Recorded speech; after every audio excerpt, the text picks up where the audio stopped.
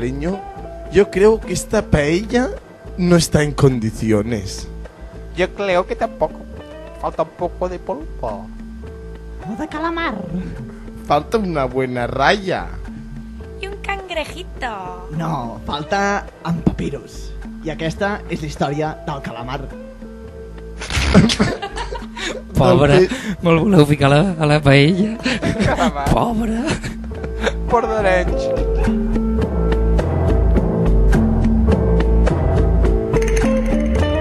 La veritable història d'en Papirus, el peix perdut al mig del mar.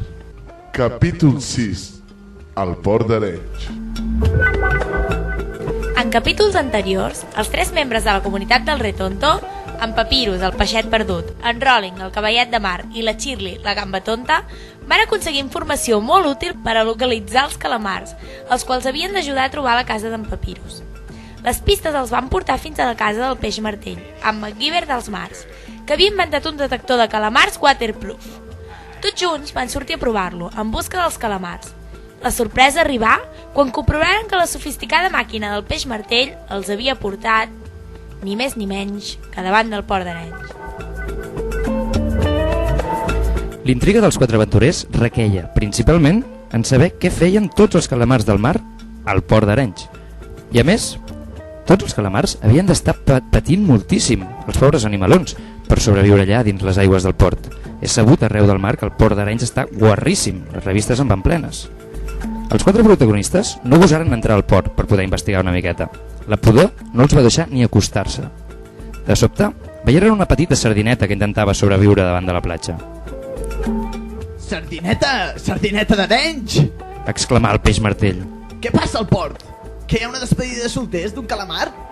La sardineta, tota tímida ella, però amb les orelleres de sol posades com una bona arenyenca, els explicà que l'Ajuntament d'Arenys volia engrandir el certamen gastronòmic dels calamarenys i que amb l'ajuda d'en Mulder, expert caçadors de calamars, i que s'havia passat a la dreta, no feia gaire, havien seqüestrat tots els calamars del mar i els havien tancat dins del port.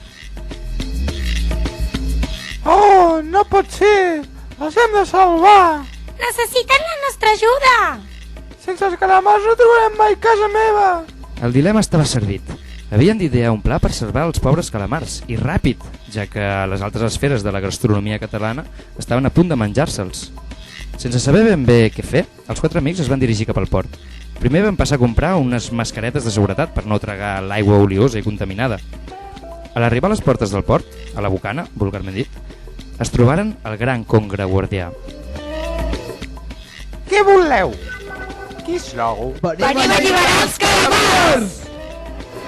Replicaren la comunitat del Retonto al complet. No us puc deixar entrar.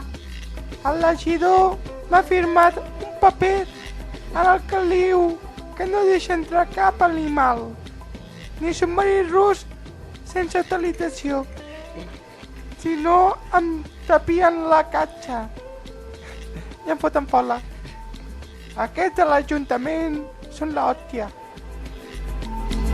Així que el guardià del port, un gran congre gris, estava coaccionat per l'Ajuntament i seria molt difícil accedir-hi a dins del port.